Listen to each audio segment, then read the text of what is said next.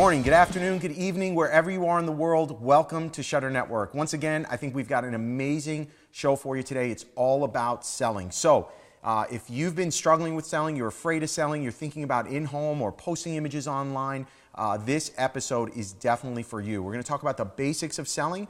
And then, of course, I've got Taylor coming on today. She's going to be talking about her sales process in studio and what we've gone through. We've also got Nate from Sticky Albums here, and he's going to talk to you about his product and how this can actually help you in your sales process to get more exposure for your business. And it's a very, very economical tool. But let's get going. Let's start talking about just things that are going on in our industry and get a little warmed up here. So first and foremost, have you guys seen this lawsuit going on in New Jersey? Just go to Yahoo News. They carried the story. A bride is suing a videographer for $122,000 because, as she says, in quotes, it is the worst video she's ever seen. And I don't know if you've had a chance to take a look at it. We produce video, obviously. We do wedding videos for our clients. I went and looked at it. I don't really think the video is that bad. I don't think it's the best video in the world, but that's my personal preference. But here's the thing. It's not a bad video. It's produced decently.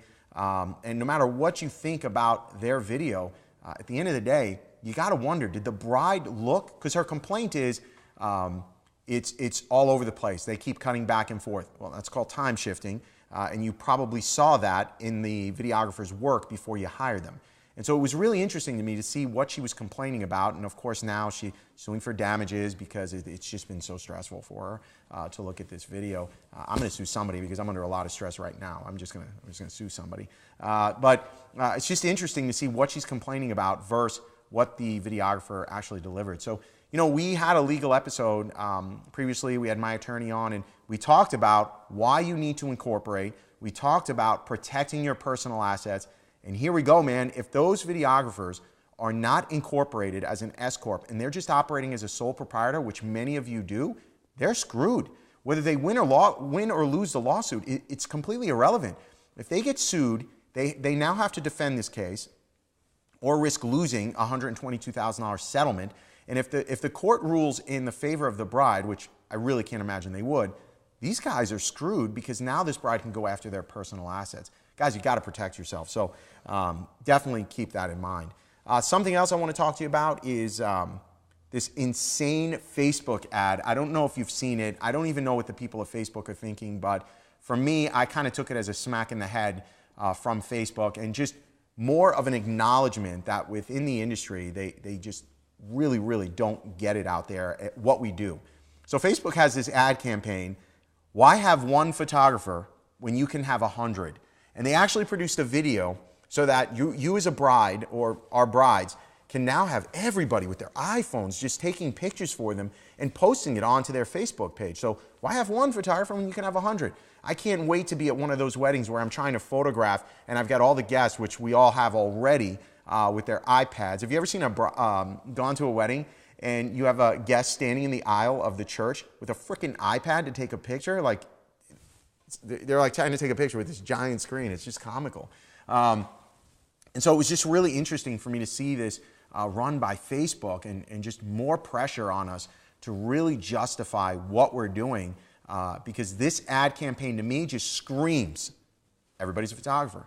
And if we really want to separate ourselves, this is an episode you really need to be paying attention to on how to sell yourself and how to position what we do as being more than just a picture, because clearly people at Facebook have no appreciation for what we do. But it's interesting. We should probably have had Mark Zuckerberg at his wedding post all his pictures and have all his guests and friends take pictures with their iPhone, and screw the photographer they probably paid $20,000 to shoot their wedding. Screw that guy or girl.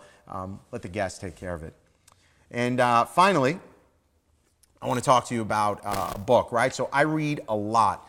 And if you guys, if you're not into reading, well, that's not really good. But hopefully you're into reading. Hopefully you're into learning in that way, right? We all learn different ways. Some of us like to watch videos. Some of us like hands-on.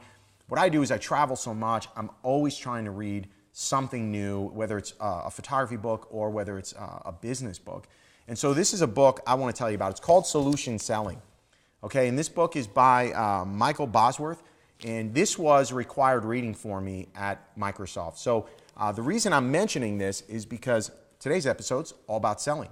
And what we have to understand is in selling, it's not what you think, right? I'm not looking for you to be a used car salesman. What we try to do here internally, both with our clients, when we're dealing with advertisers, is we try to sell solutions. I don't want to sell you an ad. I don't want to sell you a wedding album. I don't want to sell you a picture. I want to sell you a solution to your wedding day. And the only way that's going to happen is to truly change your mindset and get you away from being a salesperson, which, by the way, artists hate even the thought of being a salesperson, and get you more in line with actually offering solutions to your clients. I mean, think about it. They came to you for what? What's their problem?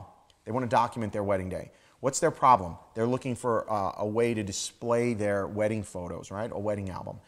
That's their problem. Do you have the solution for it? And if your solution is handing them a DVD of images, I would make the argument that you're not really giving them a solution.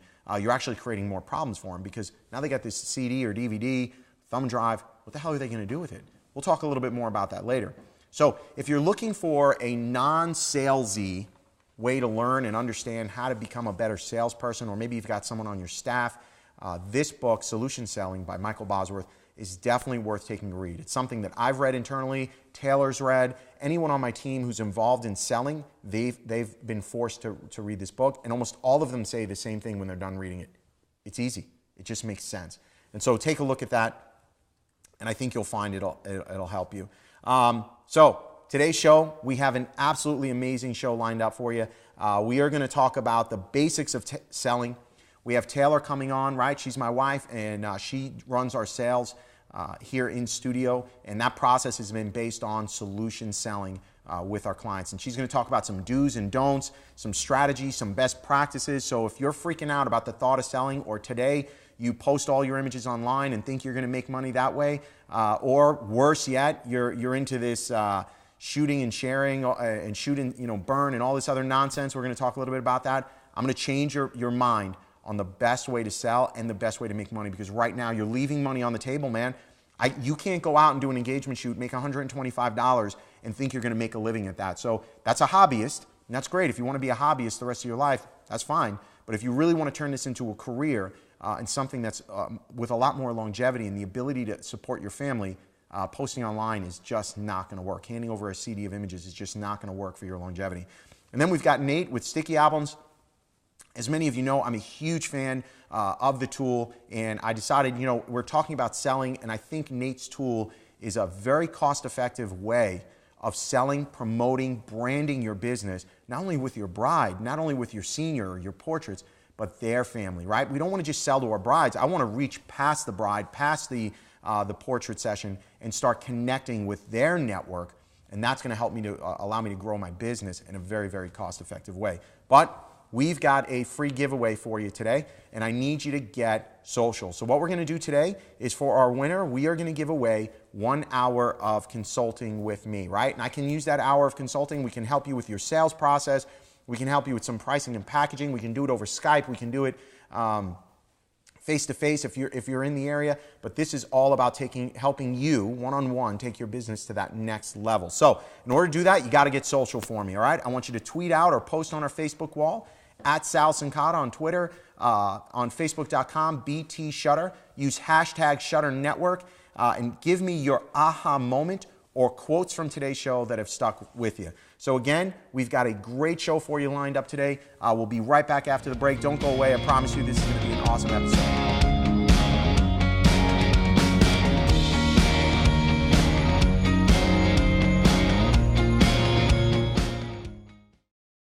This episode powered by Sticky Albums.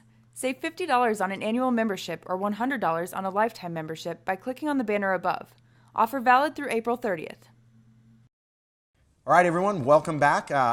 Today, again, I promised you we've got a really, really great lineup for you, all to do about selling. So today we're going to cover in-house versus online sales. I think that's a very, very important thing to start talking about, because many of you today, as you're starting out, you're definitely selling online. And trust me, I know it's much easier to sell online. Just post those pictures up there and hope that sales are going to come in. And the problem is, or the challenge is, I should say, you can't run your business that way. I can't hope money comes in from sales and still maintain my building, still maintain my staff, still maintain my equipment. I have to know what sales are going to come in. I have to control the process. So I think we're going to pro-con it a little bit and talk about in-house versus online.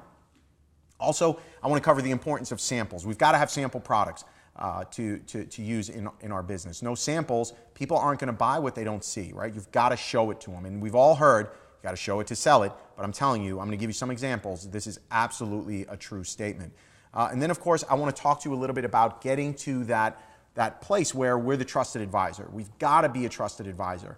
If not, we're just another salesperson in the process. And that's not what I'm looking to do. I'm looking to establish long-term relationships with my clients, whether they're high school seniors and then they go on to get married and then they go on and they have kids. I want to have a relationship with my client. It doesn't mean I want to be BFFs and hang out with everybody. That's not what I'm telling you to do. But that will happen in the course of your career. You will get closer to some clients than you do others, and that's okay as well. But the ultimate goal is to become that trusted advisor for everything photography related in their lives, right? And that's got to be the ultimate goal. And of course, again, we've got Nate with Sticky Albums who's going to be on, and then Taylor, she's going to be here and talk a little bit more about sales. So let's get going. When we talk about sales in general, okay, it usually strikes fear in the heart of every artist I know, right? They just don't want to have anything to do with sales. And I've expressed this in previous episodes where we talk about the reality is only 10 or 15% of your time is typically, right, some more, some less, but is typically geared towards your actual craft. 80 to 90% of your time, somewhere in that range, is usually spent on the other aspects of your business. So yeah, you take a picture, you make an image, you got to sell that image to the client. It's not going to sell itself. You've got to build your business, your branding, your marketing, your website, your social media, and on and on and on. These things all take time out of your day. So the reality is, if you're looking to move into this career, you're not going to spend 7 of 8 hours a day shooting. I mean, it's just not practical. I'm here to tell you, I've been doing this for a while, and that's not what my day-to-day looks like. But I do cherish those moments where I am out in the field shooting. I absolutely love it. There's a freedom about it. I'm creating, right? That's what we all love. But that 80% of the work that goes into it is so that I can enjoy that other 15, 20%. So I hope that makes sense. The thing is, it doesn't really have to be hard. That's the key, right? Don't believe for a minute that sales equals hard. Sales equals salesy or cheesy, right? Don't get those thoughts out of your head, because that's not what it's all about. It doesn't have to be the way. It can actually be very, very simple for you, very, very clean, right? I just talked about that book, Solution Selling. We're going to have Taylor on later. Taylor is not a salesperson. She hates sales. She hates conflict. And our clients do not see us as salespeople, right? They see us as guiding them through the process, and we'll talk a little bit more about that. But ultimately, you have to finish the job you started. Your clients came to you, they should have come to you for beautiful artwork in their home, okay? For a finished product in their home. They should not have come to you. I don't have clients hiring me and saying, hey, you got some of those Magnavox DVDs? That's not what they come to me for. They're never hiring me for a DVD. They're hiring me for my expertise, my creativity, my artwork, my final deliverable, whether that's a gorgeous album, whether that's a beautiful canvas, whether, you know, a centerpiece in their home. That's why they should be hiring you. Does that mean, okay, for example, that there's no people out there that are looking for a DVD? Of course not. There are absolutely people out there who are looking for a DVD. And there's absolutely people who go to the grocery store and buy their groceries and want to cook dinner at home.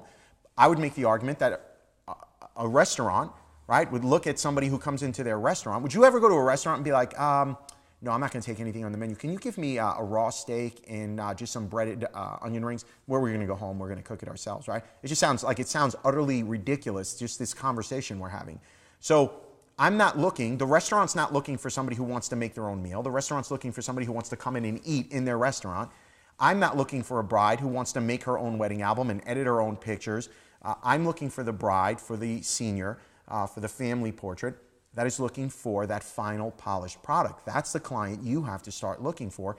That's the only thing that's going to help you make any damn money. So keep that in mind as you go through that. And in order to do that, you have to finish the job you started. So if you come to me looking for artwork, the job I started was creating that artwork for you. If I post these images online or just hand you a DVD, I have not completed the process. You have to understand that, you have to believe in that, or everything I'm going to talk to you about today, you're just going to brush off as it won't work for you. But I promise you it will work for you, because it works for me and it works for hundreds and hundreds of other photographers who have adopted this style. So let's keep going. Let's talk about online versus in-house. And so for the online process, this is how we started, by the way. We've tried both. And so when we first started out, we didn't have a studio, right? So we're like, oh, you just post online. Great. Sales absolutely sucked. And the reality is sales sucked because people need and want guidance. They don't know what they should do. If you show a client just 50 images, they're going to be so confused on what the right image is, on where they should put that image in their home. They have no idea. They don't even know what the right sizes are that they should be considering for their home. They have no perspective. They're looking at some 72 DPI file on the internet with maybe a watermark across it, and you expect them to make decisions that are going to benefit you, your studio? You've lost your mind. It doesn't work that way. And you have to understand, don't take my word for it and be like, oh, Sal thinks he knows. I don't think I know it all. You're a consumer. Would you operate that way? As a consumer, do you operate that way? The answer is no. It's not how we operate as consumers. I don't want to go online. A perfect example is clothing. Okay? Sometimes, if I need something that's not that expensive, maybe it's t-shirt, socks, or just a tie, sure, maybe I'll buy that online, okay? That's easy. But if I'm looking for a nice shirt, I'm not going to buy that online. I want to make sure it fits right. I want to make sure it looks right. I don't want to look at some model online and try and figure out, oh, that's going to look the same on me, right? I got to make sure, am I a large? Am I a medium? Right? Is it too tight? I've got to be there. I need guidance, and I want to see, touch, feel. As a consumer, that's how people operate. And so your clients are no different than you when it comes to that. So when you just post online and you're asking them to make this big decision, they're usually going to suffer from analysis paralysis, right? So they're just going to keep analyzing it, get frustrated, and make a no decision, right? Or make a decision that does not financially benefit you. I promise you, I've tried both. And the other way just doesn't work. When we were posting online, our engagement sales were $100 to $125 average. Guys, I can't spend an hour and a half on an engagement shoot, 30 minutes driving to the engagement shoot, 30 minutes driving back. I'm now at 2.5 hours. Then go home, edit these pictures, post, and then just post them online, all to make $125. I'll go out of business. You're going to go out of business. You're going to be a hobbyist for the rest of your life. So today, we bring our clients in studio. Our engagement average today is between $1,200 and $1,400. That's just from bringing them in the studio. I'm telling you, when they're there and they can see, touch, feel the product, it changes everything. You got to let that sink in. And the reality is, we don't internally believe in hard sales. Okay, we are not putting pressure on our clients with hard sales tactics. What we do instead is we are offering them solutions. Now, here's what I'm not going to do. I'm not going to post all their images online before they come in. All right, when they come in and they see their pictures, I want that to typically be the first time that they've seen those pictures. Now, that being said, I will post a teaser online from time to time, but you know, for a wedding, I'm not going to post all their images online before they get to our studio. I want in my studio that to be the first time they've ever seen it. This way I have that wow factor, that impact, and I just create this must-have environment from a selling perspective. But I know what you're thinking. You're thinking, Sal, we don't have a studio. We're not there yet. We're just starting out. That's all right, guys. No studio, no problem, right? We started in our home. There's nothing wrong. We were running, so when we first started out, I had converted my basement. I had this really bad studio in my basement, really creepy to be having like 17-year-olds down there. And, you know, I had Taylor with me all the time, but it didn't matter. It was just, you're going to somebody's home. But it worked. When we were just starting out, it absolutely worked for us. Now, as I had to start charging more money, I couldn't be running our business out of our studio. But there are options, right? So if you are going to run it out of your home and run the sales process out of your home, all I'm telling you is you have to have a room dedicated to the sales room, right? No kids' toys, no noise, no phone ringing. Don't cook fish so the house stinks. Keep it clean and understand that this is the war room. This is the room you're bringing people in where you're going to try and sell them stuff, okay? So if you operate under that guise, it becomes much easier. But it still may not be an option for you. Maybe you live in the wrong part of town. Maybe you live too far away from your client base, and that's not an option. I want you to do something right now while you're watching this. Google business incubator with your city name, okay? Because there are business incubators all over the frickin' country where they've got cost-effective options for you. So go do it right now. I Googled business incubator St. Louis, and there's a company here in St. Louis called T-Rex. And I'm going to throw that up on the screen for you. And you can see they've got 4 options for you. Anything from basic for $80 a month to a premium space at $275 a month, okay? And so anywhere in between where they've got 24/7 access, they've got internet access, conference rooms for you to use for your sales process, whether it's a shared space, sitting in an open area, and even at the $80 a month, you're sitting in an open area, which doesn't matter because you're just there with your laptop, but you have access to the conference room, which is what matters because that's where you're going to do your consultation. So you're telling me you're serious about growing your business and you can't afford $80 a month to grow your business? Then you're not serious, right? If you're serious about growing your business, $80 a month is nothing. In fact, just one sale will pay for the month. Just one sale. And so the growth, we went from a $125 average to a $1,400 average. If you told me just having a space to do it would cost me $200 a month, all I have to do is have one sale and it will more than quadruple my sales average. I'm all about it. So here's an option for you. Stop making excuses. Here's a viable option for you. You can do it in your home or you can do it there, right? But I understand what you're saying. You're like, hey, we're afraid of the sales process in general. And I think that's where Taylor later on is going to share some insight so that you don't have to be afraid of the sales process. I promise you, it is not that complicated. And we're really going to dummy proof it for you to make it easy. But there are options out there. That's the thing you have to understand. Let's start talking products, because if you are going to run a sales process, okay, and you are going to bring people in, you've got to have products to show them. And it's not even just about having products to show them as part of the sales process. It's understanding that the products you are carrying all lend to your X factor. What is your X factor? What's your point of differentiation? If it's just offering prints, you understand clients can get prints, damn good prints, at Sam's or Walmart. I hate to break the news to everybody, but Sam's has the same, and Walmart have the same printing equipment from Fuji that the labs are using. And so, what's the difference? There really is no discernible difference. And if you're going to try and have an argument with your client to convince them there's a difference between what they're getting off the Fuji machine at Walmart and what they're getting off the Fuji machine from your favorite lab, you are more than likely going to lose that battle because they just don't care. It's good enough.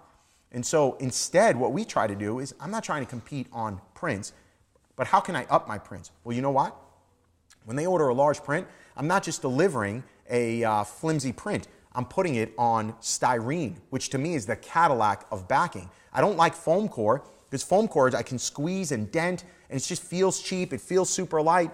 Nobody wants that product. But when I put styrene in their hands, it feels heavy, right? It's dense material, and it holds up. It feels durable. It feels high-end. So that little difference, yes, it's a little more expensive, immediately separates me from what they can get from a Walmart, so to speak, okay? So that's one thing. Canvas. 1.5 inch, 2.5 inch thick canvas I'm carrying. Acrylics, metal prints, framed metal, framed acrylic. These are all the products that we're carrying that allow us to differentiate ourselves from our clients. So check out a company we created just for this reason. It's called Virtuoso. The website is vbysal.com.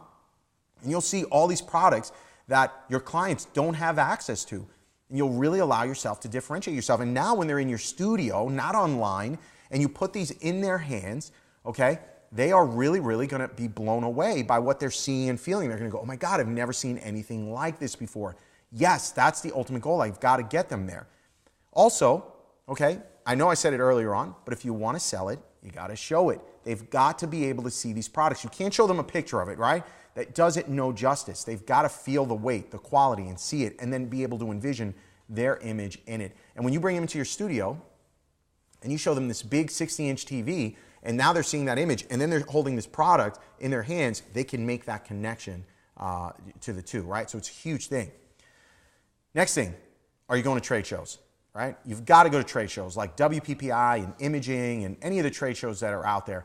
We go to WPPI. I go there with purpose. I still to this day, walk the trade show floor looking for inspiration, looking for new products that I can sell and offer to my client base, right? I don't...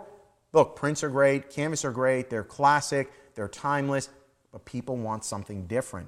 And I want to be able to offer that, right? And so in the past, I've seen things like bamboo prints, and I love that stuff. Is it a niche, right? Is every client going to want something printed on bamboo? Of course not. But seeing that option in our product lineup really gets people looking at us as experts, and it truly gives me an X factor over everyone else. And you've got to be thinking about that. And when we talk about your X factor, it's that thing. What's that thing that separates you from your competition? It can't be just you're a better photographer. Guys, if you're competing on just your photography alone, you're probably going to be broke for a long time, because just your photography alone, it just doesn't matter. It's good enough to the client. That's the thing. You don't have to convince me. You can win a gazillion awards. It doesn't matter. It doesn't matter what I think about your photography. It doesn't matter what your fellow photographer thinks about your photography. In fact, I got to be honest with all of you out there, I could care less what anybody thinks of my photography. The only person I care, or people I care about liking my photography, my clients. They're the ones who actually spend money with me. You don't. And so those are the people I care about, and I would say you should care about those people. What do they want in photography? What is your X factor? What allows you to stand out from the crowd? That's what you should be looking for, and that should be your ultimate goal. And I got news for you. DVDs and thumb drives and posting online, that is not your X factor. That is not what's going to allow you to stand out from the crowd. You can only charge so much for digital files. It's just reality. You're never going to get a $5,000 sale for a CD of images. It just ain't going to happen. You've got to offer something more. And so I'm sorry to break the news to everybody, but if you're a newbie and you've bought into this shoot and share mentality, shoot and burn mentality, you are never going to be successful. It's that simple. If you think you've got what it takes by shooting and burning, and you want to come on here and tell me about a $5,000 and $10,000 sale and how you're running a six-figure business by shooting and burning and shooting and sharing, I welcome it. Send me the email. Come on the show, because it doesn't exist. This is usually a strategy for beginners who don't understand any better on how to sell. They're afraid of selling. They're intimidated by selling. But if you want to be a hobbyist for the rest of your life and a weekend warrior, guys, I got nothing but love for you. I'm not hating on you at all. That's fine. If you make the mental decision that I want to be a weekend warrior, a hobbyist, and just do a couple events a year, more power to you. But I'm talking to you people out there, if you're the one who wants to convert what you're doing today and become a full-time professional photographer. If you want to be a full-time professional photographer, delete your account. Stop doing the shoot and share mentality, because you are the one not making money. Everybody else is making money but you on that program. Stop shooting and burning, because nobody's making money there. You're leaving too much money on the table, first and foremost. And by the way, you are providing an incomplete service to your clients. Now, does that mean I don't post images online? Does that mean I don't post and host on online web galleries? No, that's not what I'm saying. What I'm suggesting to you is that's not a business model. So after they come in and purchase product for us, yes, then feel free to post online. Then feel free to opt into some of these programs online, or online shopping carts, so that their friends and family and grandparents can all buy images, okay? We do that. We use PhotoBiz. LovePhotoBiz.com. Check them out. They've got shopping cart options. They protect your images. These are the things that you should explore after the fact, okay? So I hope everybody understands what I'm saying with this. I'm saying that shooting and burning, that model is not a business model. You will never be successful and run a six-figure full-time studio that way. What I am saying is you post online after the fact, after they've come in, after they've made a purchase. If you don't purchase images from me in a portrait session, these images are not going online. Once they do, they've lost all value. I can know, because they're going to take screenshots, they're going to go print them themselves. So how am I making money? How am I running my studio? How am I supporting my family? How am I retiring someday? I'm just a guy with a camera. If you're just a guy with a camera, girl with a camera, you're done, dude. You're doomed. And that's what's happening to our industry right now. So you have to understand that. I hope that makes sense. I'm not looking to be on a soapbox. I'm looking to help you guys make more money and not leave so much money on the table. Let's keep going. It's all about making it an experience, okay? So if you're going to bring clients into your studio, into your home, into your shared space, you've got to make it an experience, right? You can't walk them in and just be like, hey, I got something to sell you, right? It's got to be something, an event. So music, lighting, champagne, these are the things we do to really set the tone for the sales session. No noise, nothing distracting, turn your phones off, right? Keep everything to a minimum so that you're controlling the environment. You've got to control the environment. Or the sales process is it's going to literally be like the inmates running the asylum, okay? You've got to control the process. All pictures that you show them should be edited.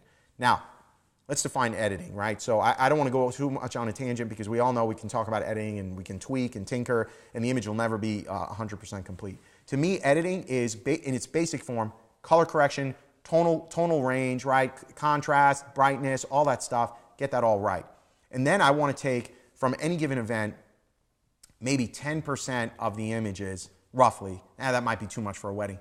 Let's call it 30 to 50 images and do some level of special editing to it. And now special editing doesn't have to be over the top, right? It can just be black and white, it could be texture, it could be vignettes, that kind of editing to it. And then I want to take one image, okay, and put it over the top in what I call a signature edit, right? And if you want to see what I define as a signature edit, visit a site called evolveedits.com, and they do all my signature edits, right? And it's for a reason. I started doing what I call signature edits about 4 years ago to help boost sales. When you show a client that image that's so surreal, okay, where maybe you've got a great sky and texture and you're doing the skinny tool on it and you're removing parts of an image that just shouldn't be there to really turn it into a work of art. Selling a large print of that becomes super easy, because if you shoot right, if you're shooting to sell, and we'll talk about that at a later date, and they're smaller in the frame and it's this big architectural image, they can't have that as an 8x10. It's a piece of art for their home. They want that bigger. So you've got to start working on these things.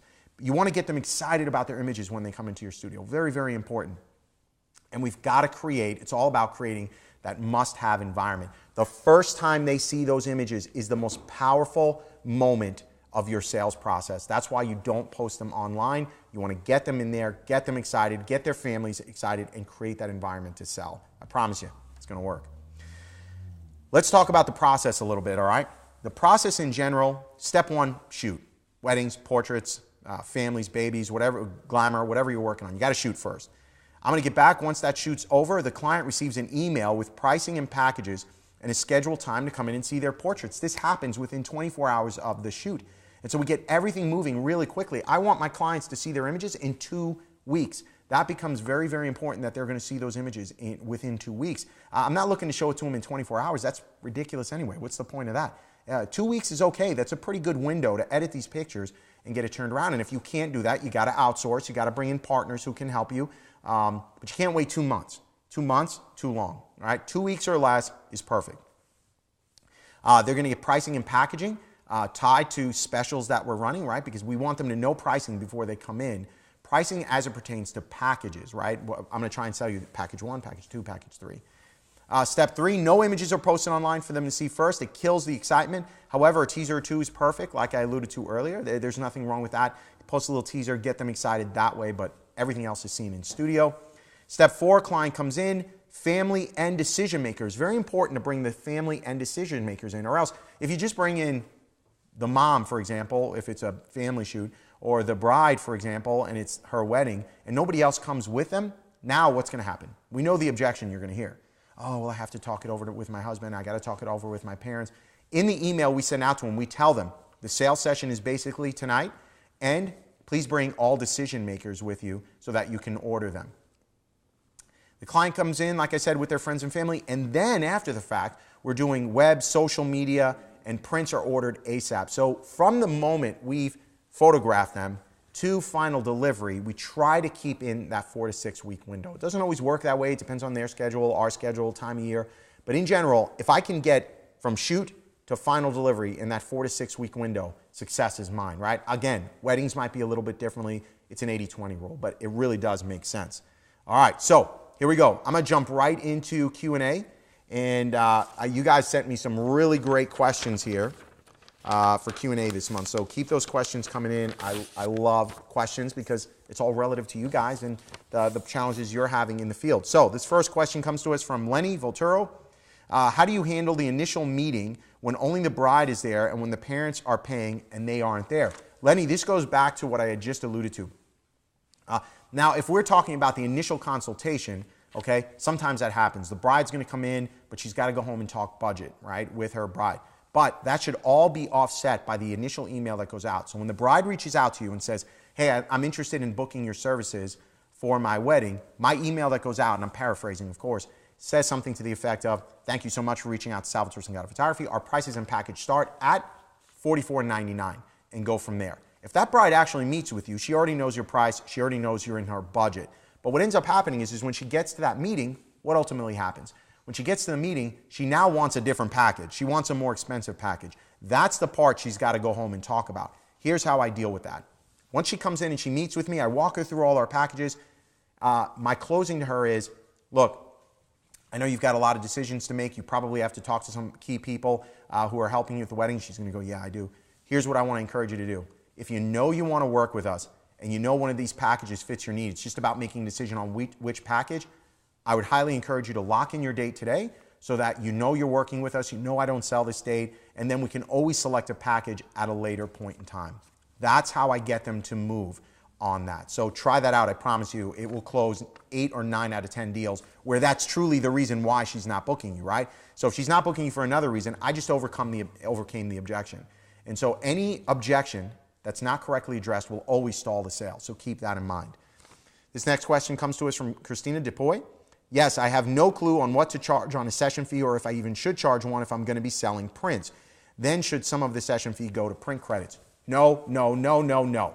Session fee is just that. It's for your time and talent. Now, you have to ultimately decide what to charge. For us, if somebody wants to come into our studio for a high school senior session or an engagement session and they're not booking us for a wedding, that session fee today is $299.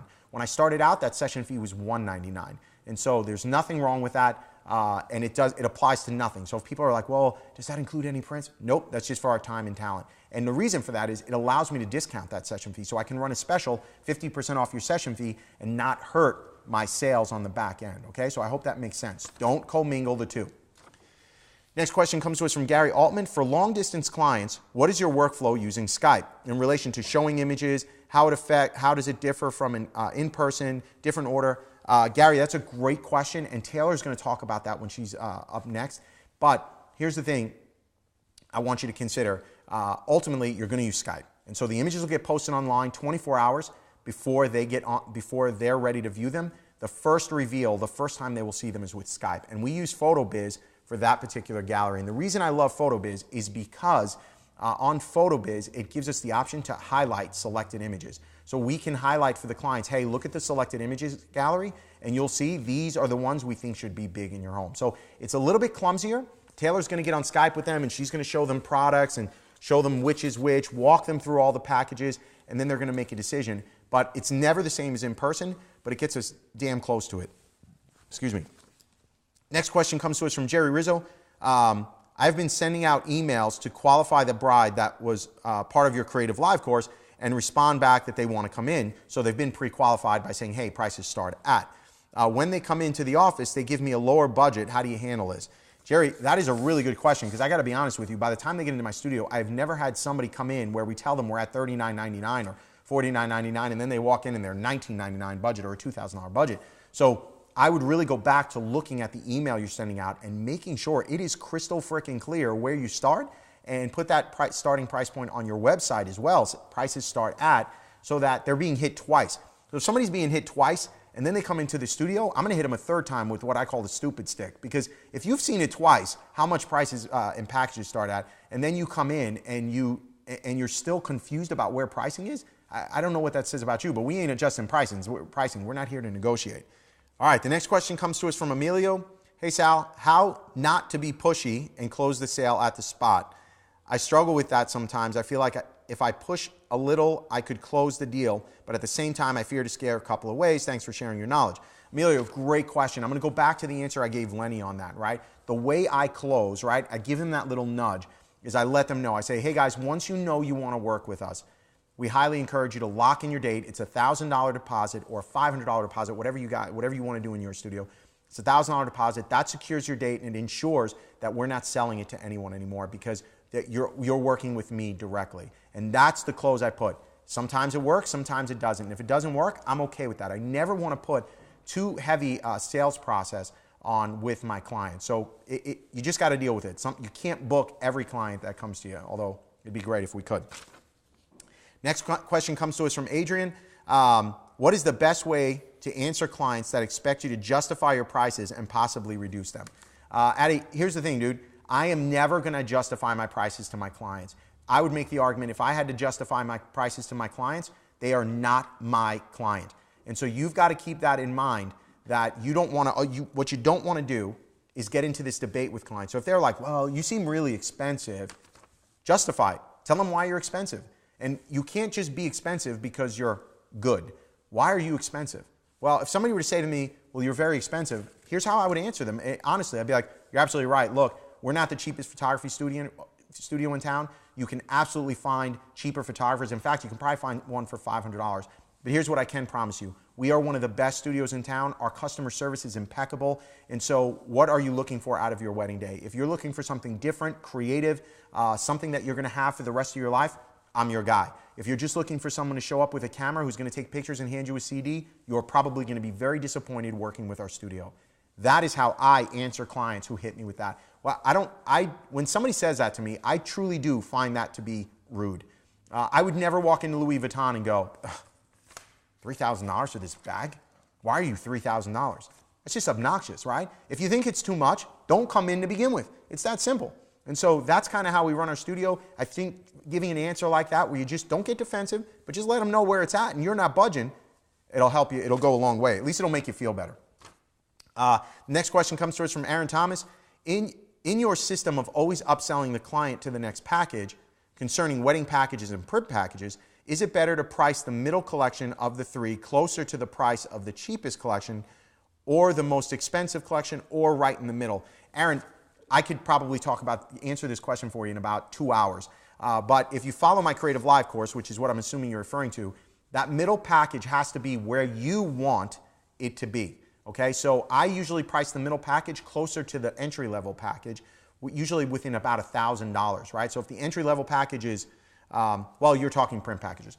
So if we're talking print packages and my base package is $699, the middle package is going to be $1299, which is where I want my average to be. That's what the middle package should be in. Don't worry about how close it is to the middle or to the bottom or to the top. Get that where you want to be. Now the top package should be much more of a leap. So I might be $699, $999 or $1299 and then $1999 on that big package. So hopefully that makes sense. And you're going to have to figure out that formula and work with it. But remember, when it comes to pricing and packaging, it's a living document. Trial and error. Don't get stuck in one package and then not tweak it. We are constantly tweaking our pricing and packaging. And then the final question comes to us from Rachel Pradden. How do you handle switching out products in collections and packages? So Rachel, remember, our pricing and packaging are tied to vendor specials. So we don't really allow swapping to happen in our packages. In fact, underneath the packages, it says clearly, prices and packages cannot be altered. Now, if they want to upgrade in a package and say go from a print to a canvas, all they would do is pay the price difference from what that print is to what the canvas is, and that should be on your a la carte price list, right? So if a print of a certain size is $200 and the canvas of that same, of whatever they're going up to is $400, they just pay the difference, which is $200. But they can't start taking things out and adjusting pricing. It's not how it works. Why? Because the packages are tied to the specials our vendors are running, and they're already discounted, right, to save you that money. So hopefully that makes sense. Great questions, everybody. All right, so let's just get some closing thoughts before we go to break here. First, where there's a will is a way, okay? So stop convincing yourself that it can't be done. Figure it out. I just gave you a multitude of ways that you can bring sales in-house, whether it's in your studio, in a business incubator. There are a lot of options out there for you. You just got to make the mental change and mental commitment that you can do this. But I promise you, you are leaving money on the table today. It doesn't have to be hard. The reality is, you're not looking to be a salesperson. You're looking to guide them through the process. Remember, this is why they hired you. They hired you to get artwork for their home. They're not just looking for a CD of images. And if they are, that's not your client. You've got to let them go. You've got to walk away from them. But you can't let them go if you're not offering a complete service, right? You got to have the products to sell. You got to have a space to bring them in. You've got to change your mindset. But it doesn't have to be hard. And you're going to see, Taylor's on later. She hates sales. She hates conflict. She hates confrontation. But she is thriving in the sales process. And the reason she's thriving is because she's not a salesperson. She is guiding them. That's why she's thriving through this. And that's the change, right? Check out that book, Solution Selling. That's the change you've got to make. And it's gonna work for you, man. You're going to thank me for doing this because you're going to realize how much money you were, in fact, leaving on the table. And at the end of the day, artwork doesn't come on a DVD. It's that simple. Artwork doesn't come in a 72 DPI file on the internet. It doesn't come in as a Facebook image. Artwork comes as a final completed product that they have now on their wall that they can share and enjoy for generations to come. That's what I want to deliver to my clients. And that's what majority of your clients should be looking for. And if you can't connect with that client, there's a different issue on the table right now. But I promise you, once you start changing your mindset, that's all it is a mindset change.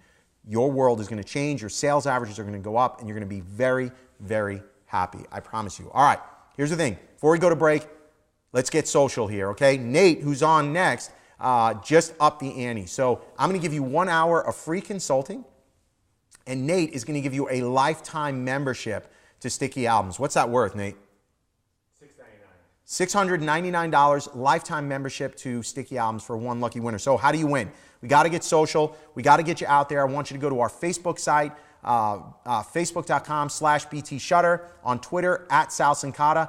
Tweet out, get on social network, #ShutterNetwork, and tell me that aha moment for you in this episode. Tell me some quotes that have stuck with you through this episode, and next week we'll pick one lucky winner for a very generous prize, lifetime membership to Sticky Albums, and of course a one-hour consulting with me to help you with your pricing, your packaging, your sales process. It's just going to get better, man. This show is going to get better. Don't go away. We'll be right back after the break with Nate from Sticky Albums.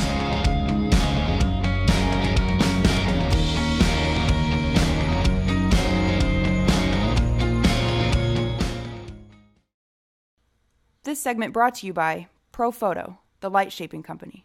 For more information, visit profoto.com. Hey everyone, welcome back, and I am here with Nate from Sticky Albums. Nate, welcome to the show. Thanks, man. Pleasure to be here. Yeah, thanks for being here. You're out of Minneapolis, correct? Yeah. Yep. It's freaking cold. It's very chilly. Yeah. I'm glad it's a little bit nicer here. Not much. No. Yeah, we're getting the Arctic weather right now, and I think everyone's freaking out here. And not too long ago, we had about 14 inches of snow, and no one knew what to do with it here. And now Atlanta's getting like all this crazy snow. So global warming, man. I guess. I'm just glad to be working inside. Yeah, well, hey, I've been working with you for, it must be a year, 2 years now, something almost, like that. Yeah. And I've always been blown away by you, personal relationship with you. I always enjoy talking to you over dinner or whatever we're doing. But talk to me. Tell me a little bit about yourself. Tell our audience about yourself, where you're from, and how you got into Sticky Albums. Yeah, thank you very much. Likewise, when I first saw you talk on tour, you actually came through Minneapolis, and I got to see you speak in person and talk about. I pulled you aside. I was like, "Where'd you used to work, dude? Like, how'd you know about the like these sales techniques and stuff?" Because I also came from a corporate world, and when I talk to my customers now, I try to talk to my customers on a day-to-day basis, and the ones who are getting it are the ones that like, yeah, I found out about Sticky Albums from seeing one of Sal's workshops or something online. That's awesome. And they're the ones that get sales. I feel like there's no in between right now in this economy. I either talk to photographers who are struggling and complaining, or I talk to ones that are kicking ass. And the ones that are kicking ass are the ones that get sales. They get it, yeah, and it is interesting you say that, because I look at my own business, right? We run an active studio, and we grew our business in the middle of a recession, right? And so it's always hard for me. We were talking about this last night over dinner. We called it survivor's remorse, right? Yes, right. And you almost feel that way, because it's very, very difficult for me to have a conversation with people where they're telling me they can't grow their business. And I'm not just talking photographers, I'm talking anyone. Right. And they're like, oh, the economy. And at the end of the day, I'm going, okay, I just grew a 7-figure business in the middle of a recession. I can't relate to you. Like, I can't process. Yep. And here's why. My philosophy is, and it always has been, people have money for what they want to have money for. Yep. They always do. You do as a consumer. I do as a consumer. No matter what the recession's doing, even if it's an extra $10 in my pocket, I'm making a conscious decision to go buy Starbucks versus something else with it, right? Yeah. And I think that's the thing that, you're talking about the photographers who get it. That's the thing they're wrapping their heads around. They go, okay, no more excuses. Yes. People have money for what they want to have money for. Yeah. I'm going to make them want to have money for what I have to offer. Right. Yeah, so I started Sticky Albums 2 years ago. I was doing high school senior photography, and I was frustrated with everybody wanting digital files and not knowing how to deliver them right. And I really wanted to grow my business, and giving them business cards just wasn't working. So the simplest way, if you're new to Sticky Albums, the simplest thing to know we do is we let you put your customer's face as their own icon, as their own app. That's it. Like, there's a whole lot of other cool things that we do that you can learn about, but just take that one key thing away. We let you put your customer's face on their app, and it blew up. It blew up for my own business, and instantly I knew I was onto something really big and had to share it with other customers, other photographers. Well, and how easy is that to make something like that go viral? We all talk about our reach and how deep you can get into a customer, their social network, and things like that. And this particular product, I find that when it gets into our clients' hands, it starts going not fully viral where we're going to have 1 million viewers. That's not even based in reality. Right. But it starts going viral in their world, Yes. in their network. And that's ultimately, I couldn't ask for anything more as a consumer of your product. Exactly. I can't ask for anything more. Yeah, I think that people always get excited about I want to have something that goes viral. Like, where's the viral box? It's like you've got to be realistic about what viral means today.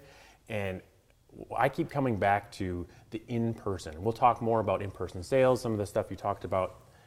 As we're bombarded with social media and all of this noise, this is what still matters, both you with your customers and our customers with each other. When they're talking about the experience they had with a wedding or a family shoot, with Salvatore Cincotta Photography, they are bragging about the whole experience they had in person. Right. When they're looking at their phone, Holding the they're app.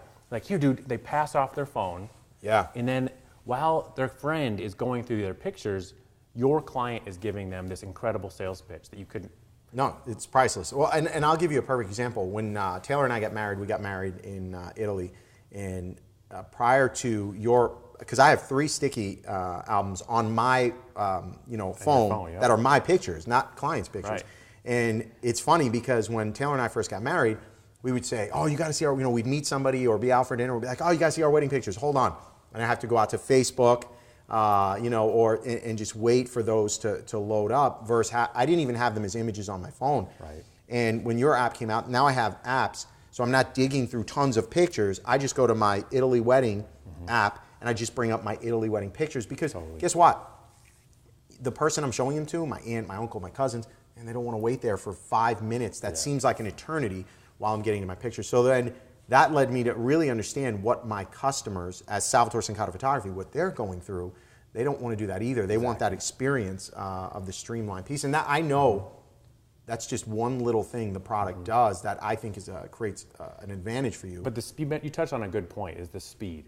We're letting the images save offline. So that's a big differentiator between other online hosting apps, whether it's Facebook or other online hosting solutions. They've got to dig for it. It's either buried in an email or it's got to load every time. Sticky Albums 1, it's boom, stuck to their home screen. So they don't have to dig for it. It's right there. And when they open it, because it's on the device, it's instant. And why that matters is because it fits in a conversation. Right. We've all been there. As soon as somebody is like, oh, I want to show you baby pictures. Wait a second. Oh, the connection's slow here. That's killing the conversation. Right. But when they can have it part of this social interaction, that's the type of referrals that are going to grow your business because people remember that stuff and it fits in the conversation. And that is a great point, in understanding the product and how it works, all that other stuff. So let's continue to evolve, right? So you've been doing this for 2 years. What problem, and you've kind of alluded to this, but I really want your kind of mission vision statement. Right. What problem are you trying to solve with the product? Right. I set out with a very clear mission. I wanted to help photographers book more clients, period. It's a marketing tool first. So I want this to help you grow your business, and nothing grows any business more than word of mouth.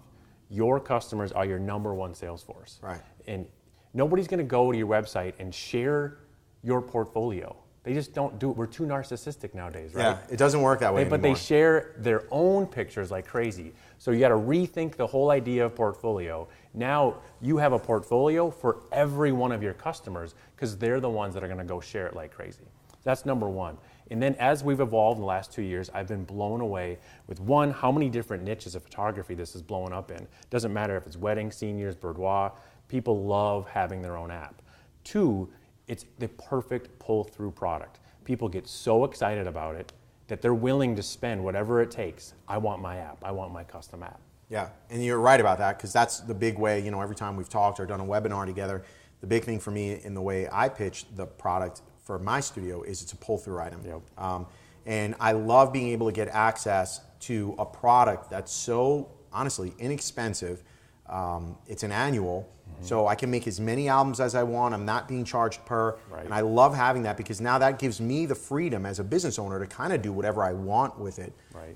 and experiment, and that's the key. So let's move forward here. Tell me 3 ways or 3 ideas. I want the people out here, because I'm assuming in our audience, it's a split audience, right? That some people already have bought into sticky albums, and then some people, maybe they're hearing about it for the first time. So I want to help people always. What are 3 things that you know your customers are doing that's actually working with the product? Perfect. So let's dig into the pull-through for the people who are new to it. Even if you've been using it for a while, I get these emails every day now, like, oh my God, I just watched this video, this training.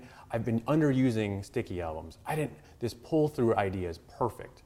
So I was at Imaging, and Darcy Amundsen, she pulls me aside in the bar, and she's like, oh my God, Nate, you changed my life. Did you ever met her before? No. I was like, this is incredible. Like, where'd you come from? She's like, Nate, I met you last year at a conference, and I bought sticky albums for my high school senior, and they loved it, but then I started using it as Bourdois, as a pull-through. My husband and I take vacations now because we can afford it. You help me take awesome. You help me take my average sale from $500 up to over $1,000, because the brides or my clients, they want to have the mobile app to give to their husbands. And I love hearing those stories. And that makes perfect sense for Glamour. I didn't even think about it. We do a little bit of Glamour here. It's not a big part of my business, but it's always hard to figure out what I'm delivering to the client, because they're not going to put a big 20 by 30 up on their wall. Right. Not many. Right. And so that little app makes so much sense, because it's like for the husband, it's his little thing. Yep. And, that's cool. I've heard some other heartwarming stories where like servicemen can't take pictures or printed albums overseas. And when they find out that they can take pictures of their loved one with them on their device overseas, they just start crying. And I love hearing those stories. For Glamour, another reason why it works so well is bridging that print gap. So they see their images, they're so excited to share them, but they've got no way to do it. They leave with their own app on their phone, and they can go share it instantly while they're waiting the 3 weeks for their prints to come in. And with Glamour, they don't want to share really on Facebook, right? Right. Some brides do, or some women do, some women don't. But what they still want to share in person. It won't ever come off their phone. Right, they're with their girlfriends or They whatever. can password protect it so nobody else can look at it, but when they're with the people they want to share it with, they can check this out. Hopefully the husbands aren't sharing. Exactly. They're getting in a lot of trouble. That's risky. It's risky business. That's a really good way. What's another way? So to flush out the pull through, so people get really concerned with offering any digital product, and you absolutely should be concerned about offering any digitals before you take money. This is the photographer that's concerned. Exactly, right. They're like, well, they're going to screenshot it, blah, blah. Yes, they are. Great. They're going to share your work. Awesome. What a bummer. But don't give them any of this stuff until they've paid you for their prints. Well, yes, and that's our way of pull-through, right? So the whole pull-through technique, if you guys aren't familiar with it, you would never offer digital files right out of the gate. You would never offer the sticky album right out of the gate. Exactly. It's going to be in a package where if you get into this package, this bundle, you're at a price point, boom, you get the sticky album as a reward, right? Exactly. For it. Yep. So then, let's say you give them a 30 image, or every image that they buy goes into the app. There's a couple different ways you can structure it. And if they don't hit the incentive, that's okay. You can still give them an album with 6 images for free, because marketing and sales, it's a numbers game. You want every customer walking out of your studio with their own app. Right. And it takes you a minute to build, and all of the ones that get the incentive, they get the full album. But the ones that don't quite get there, 2 weeks later, you can still say, hey, thanks. Here's a light your own app. You don't have to call it a sticky album, don't call it that, but it's your own studio custom app. And then you still get the marketing push when everybody's got one. They're still going to share off their images. Well, and it's easy to share from within the app. It's easy for them to share that, right? They can now email it, text it, post it on social. So all social, so Yep. Twitter, Yep. Facebook, even Pinterest. Yes, Pinterest. Yep. So, I mean, there's within the app now, the bride, your client, I should say, can share it a multitude of ways. So Exactly. that's what I think personally, that's what gives it the ability to go viral. Yep, exactly.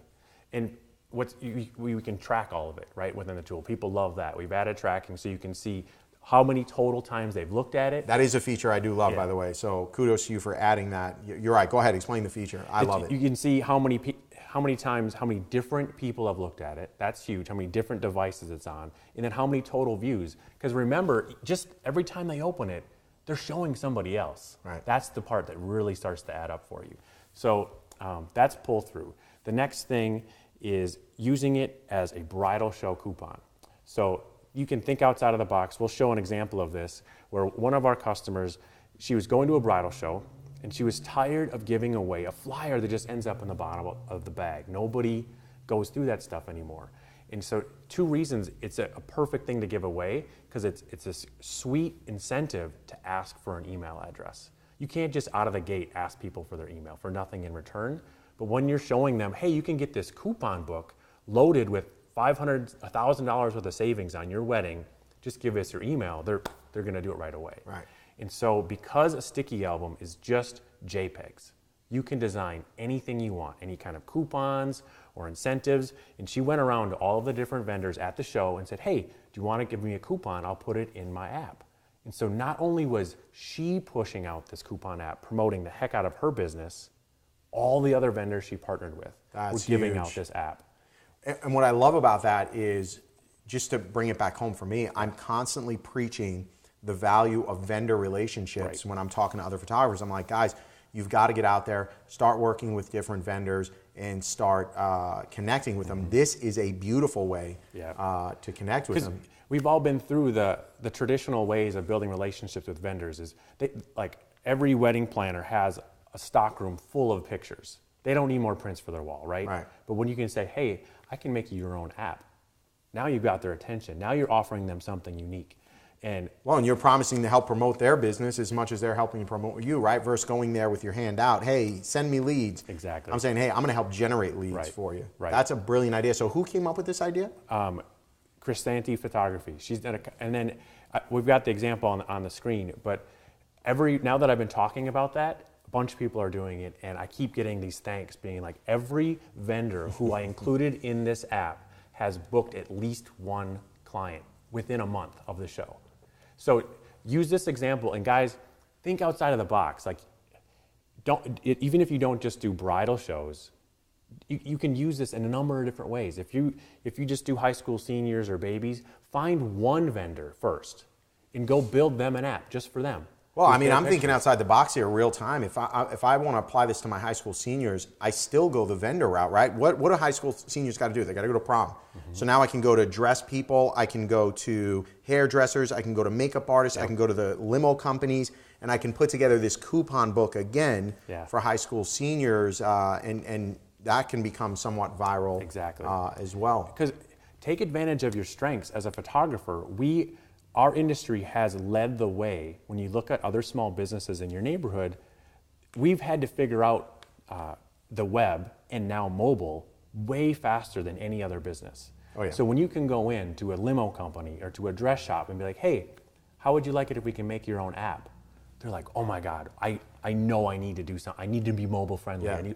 And now you get to be the trusted advisor, both with your other vendors in the area. No, you're right, dude. I find that our industry is very much cutting edge sometimes when it comes to technology or the adoption of technology. We have no choice. I mean, for whatever reason, we're whether it's cameras or laptops or whatever we're working on, we're always cutting edge. And then I'll go into another business and I'm like, are you guys on Instagram? Are you guys on? They're like, what? What's that? Yeah, they don't get it. It's what's Snapchat. Totally. Yeah, so that's the big thing. And just thinking outside of the box. And so, Christy Elias she's in California. She was one of the first people to sign up. She created albums 2 years ago, and she can continue to go in and look at how it's still getting views 2 years later. And so now you can go into any sticky album you've built and swap out images and change coupons, change incentives. So 2 years later, she's still driving sales by swapping out that coupon. It says, oh, if you order prints, do a print reorder by this month and save X.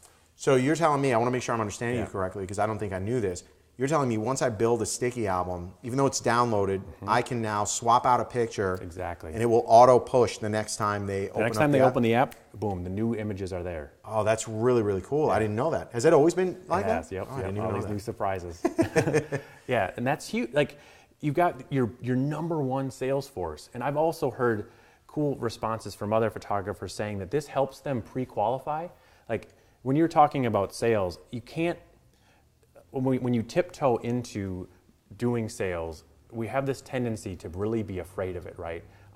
I could so relate to your photographer you're talking about at the top of the show. Dude, they act like it's a dirty 4-letter Right, word to exactly, sell something. right. It's like, you got to remember, the client wants to buy something from Exactly. you. It's okay. So it's like, okay, I'm gonna start trying to sell. And you're really nervous, so you put it off to the very last minute, and then you dump all this data, all this information on the Right. person. At the last minute, they're like, what? Yeah, What they're was this? overwhelmed. And then, if you're not careful, that just solidifies your fear, right? People get to prove themselves right that sales sucks when you do it that way. When you set yourself up for failure to being like, I'm so afraid to do sales. Okay, I'm going to try it one day. And then you do this puke of data without preparing your audience for it. Sales starts way before they even book a session. Right. It starts with who they're hearing about you from, their friends and family. Right? I tell everybody, I start selling from the minute I get that lead. Exactly. I'm truly selling, whether I'm selling my business, the process, everything. Yep. So no, you're spot on with that. And I like what you talk about, if you're afraid of the word sales, if you don't like the way that feels, use guidance or teaching. When people aren't buying from you, it doesn't mean that they don't like your art or they don't like your product or whatever it is. It's they probably just haven't heard you yet. They haven't understood what you're talking about. And taking the time to say, you know what, I'm just gonna commit to teaching my audience, my customers, the different products I have. People don't, when you talk about like a signature album, they don't understand why that's cool. No, you're spot on. You've got to walk them through the process, coach them, guide them, whatever word you want to put in there. And with all that being said, you have to accept that you may have what I call an offer, right? Zero sale. Right. And we have that all the time. Everybody hears, our numbers and our averages, and then they're like, oh, you're lucky, I'm not lucky. We've created the playing field, but I understand that I'm not going to hit a home run every time I get up to bat. I may hit a grand slam one day and strike out the next. It's all about averages. Right. And all I'm looking to do with my studio is stack the deck in my favor. Exactly. Right. Yep. And the last thing I'll close that concept with, if you think about sales as just teaching, the number one way, I got my master's degree in education. The best way to teach somebody something is over time. If you try to teach somebody something complex in one sitting, they're going to retain this much. Oh, it's never going to happen. You've got to pull it apart so you show them the first time they meet with you, you're giving them a little bit of a taste of your brand, a taste of the products, letting them touch it. Like, people remember stuff that they touch. They have to touch it, right? And then you bring it up again. And every time you're talking, they're learning a little bit more about you. Yeah, no, you're spot on. So I'm really excited. I actually learned something new in this segment, which is incredible because I thought I knew everything about the product. Almost, yep. Apparently not. But what I want you to do is we're gonna keep filming because there's a train coming by, and the whole building may shake. So let's do it. Welcome to O'Fallon, Illinois. It's like a dinosaur. Look at my water shake. I like it. Well, what I want to do is, first of all, thank you for being on the show. And I know you've, to learn more, where can they go? To learn more, stickyalbums.com. Awesome. Yeah. And you set up a very nice special, very generous special. Yes. What are we doing today? So this week, you save $50. Sign up this week when you're watching with the code SN50. You save $50 off your annual membership. Again, get in there and just make as many albums as you can. I don't nickel and dime you for every album you make, right? So some of our best clients are making hundreds of albums for what that brings it down to 174. If I book you one customer this year, I hope I've more than paid for your membership. Yeah, the price of the application, I always tell people, I'm like, anything that will help you make more money is a worthwhile investment, right? So if you can look at a product, I really don't care what it is, by the way, whether it's Sticky Albums or products like Animoto, or as long as I can look at that and go, okay, yes, I know I can pay for this product with 1 or 2 sales, I'm all over it. I really, it's analysis paralysis sometimes, right? Yep. Just get in there, do it, it's cost effective, make it. So very generous offer. So if they use the code SN50, they'll get $50 off this week. Yep. If you're watching this video later, they can still save $25. I'll leave that active. It'll be $25 after. Absolutely perfect. And so before we go, I do want to hit you with one more question, right? Because I'm not going to ask you to share futures. I know you always got things going on and you keep them close to your chest. But I also know there's competitors in your space. Right. What is it in your opinion that makes Sticky Albums different? Yep. I'm keeping laser focused on my mission. And mobile is for marketing. It's for helping you grow your business with marketing, right? And what happens as soon as you start trying to use mobile for proofing, you start dumping 50, 100 images onto somebody's phone. One, it's not saving offline. You're not going to get the conversations. People aren't, just when we talked about at the top of the show, people are not going to sit there. Nobody wants to look at 100 pictures on their phone. It's not a computer. Mobile's different. Mobile works for marketing, not for proofing. And so the biggest difference is stuff saving offline. And some of the huge new features that I didn't get a chance to talk about is we're letting you put in a promotion to capture email addresses right in the sticky album. So as your clients are sharing it with their friends and they're swiping through, you get to do an offer and let them put in their email address to further build your email database. That's huge. That's absolutely huge. So that's coming. That's live today. That's live today. And we got more awesome stuff coming like that. I don't want to overwhelm people. This is me like doing what I preach. I'm not going to sit here in 10 minutes and dive deep into product. You can learn more about it on my website, but we're always adding features. That's the other cool thing about having an annual membership. It's on me to keep kicking ass and earn your business every year. So I'm adding new features every month. And I do agree with you, by the way. I like that your focus is on mobile, right? And not trying to turn the app into a shopping cart and all these other things, because the realistic odds of somebody going through and looking on their iPhone and going, oh yes, I'd like a 16 by 24 canvas of this thing, it's just not going to happen. It's not how sales works, right? It's a fantasy at that point. So it just proves to me, once again, you understand your niche, your market, and the people around you. So again, Nate, thank you very much for being here. Everyone, thank you. Hopefully you enjoyed that segment. And before we go to break, once again, I want you to get social, okay? So Nate's been very generous. For one lucky winner, we're going to pick your name a week from now, but you're going to win an annual lifetime membership to Sticky Album, $6.99 value, and a 1-hour consultation one-on-one with me. We can do it over Skype. We can do it face-to-face if you're here in the area, but you got to get social. So get out there at Sal Cincotta or on Facebook.com, BT Shutter, and post that aha moment for you. Post that quote that is stuck with you, and use hashtag Shutter Network. And once again, we'll pick one lucky winner. Don't go away. After the break, we're going to have Taylor on, and she is going to kind of demystify the internal sales process that we have and really drive the point home that sales do not need to be difficult, that sales can be super easy, and it's not a dirty 4-letter word. So don't go away. We'll be right back.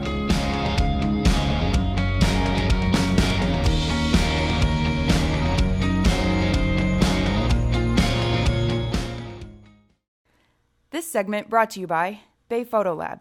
Quality, service, innovation. Get 30% off Bay Photo Thin Wraps by using code SHUTTER30, only at bayphoto.com. All right, everyone, welcome back to the show. And joining me right now is Taylor Cincotta. She's my wife, and she handles all our sales. Taylor, welcome to the show. Thank you. And so I know we're going to have a good conversation today, because everybody out there, they hate sales. They either feel slimy with sales or they're just scared to death of it. And I know you had to overcome some of those challenges as well, and I kind of threw you into it. But you didn't really give me a choice. No, I didn't give you a choice, and you wanted to do it, right? Well, no, you didn't want to do it. But now, if I ask you now today, you enjoy it. I do. What is it you love most about it? Because I don't see it as sales, and I think that's the key for a lot of people. I'm an introvert, and so to go and do sales, to me, that's an extroverted thing that you would do, and so I'm just not comfortable with it. So I don't look at it as sales. I look at it as I get to help people pick out pictures for their home. That's true. And I know you don't necessarily like the limelight. You like doing things behind the scenes. Is it obvious? Yeah. You're getting nervous here. You're doing little nervous twitches, but that only I know as your husband.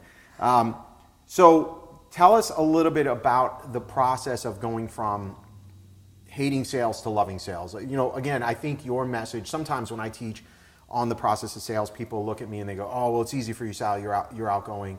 And I think more the audience actually, they can relate to you. So tell us a little bit about maybe the fears you had going into sales and how you overcame those fears. My fears were probably confrontation for the biggest one, because I am an introvert, and as part of my personality, I hate confrontation. So it's not so much going through the pictures and explaining everything to them and helping them pick stuff out. It's what happens when they say no, or when they say, I'm not happy with this, or I want this, but this price. And so what do I do in that situation? How do I handle it? Because normally I would do this, which is my nervous twitch. But overcoming that with confidence, really just being confident in yourself and what you're offering helped me a lot. How'd you get to that point of confidence? I don't know that there was one point or one instance that got me to think that way, but when people start haggling with me, now I think all of the work that you did, all of the work that our editors did, everything that we've put into this, like, no, it's worth this much money. I know it is. We're offering a good product and a good service. It's just up to me to convince them or get them to see that. And correct me if I'm wrong, that has gotten easier over time, right? And here's where I'm going with this. In the beginning, we were unsure of ourselves, our work, and I think that uncertainty in our own work showed in how we asked for the money, Sure. showed in not wanting to ask for the money. But now, over time, right, it's something that we've had to build confidence in over time. We're confident in the products we're offering, confident in the services we're offering, and we have no problem asking for that money. And it's not just photography, right? I mean, I think any business you go into, you could buy a very cheap product, and you can buy the very same product, except better quality, better service, and people are willing to pay more money for it. And so all too often, people think of photography as, well, I just want everybody to be happy, right? What's your take on any of that, asking for more money versus less money? Really, I just want to make sure people get what they want. And whenever they see our products, they fall in love with them usually because we offer, high-end things like Virtuoso acrylics and, big books. Whenever they see that stuff, almost everyone wants it. And so I'm just helping them find a way to get what they want. And so I think the biggest thing for people starting out with sales is to find products that people will want, that they won't say, no, I don't like that, that's not my style. I think all of the things we offer are pretty timeless, and it fits. Expand on that. What do you mean by find products that people, because I'm assuming I know where you're going with this, and correct me if I'm wrong, it's in offering products that people want, suddenly you're not dealing with the no, right? Exactly. So Yeah. Take us through that. So whenever we were starting out with sales in our home and we were in this learning process, we offered products that I don't think were true to our brand or that our clients wanted, like dog tags with their picture on it. I remember those like days. that. The vanity plates that you would put Yes. on the front of cars, like calendars. Like, Exactly. what were we thinking about? I have no idea. Yeah. But I would try and sell these. And nobody wanted those, by the way, man. It was like cheese ball central. We thought we had to be everything to everyone. Right. And it wasn't until I think we figured out our brand identity that all became easy, because now we just don't offer those products, and they're not even high margin products. Right. And so you spend a lot of your time trying to sell this product that you're ultimately making like almost nothing on it compared to everything else you have. And so whenever you have a product like that no one is really seeing the value in, you're having to convince them of the value and convince them that they want it.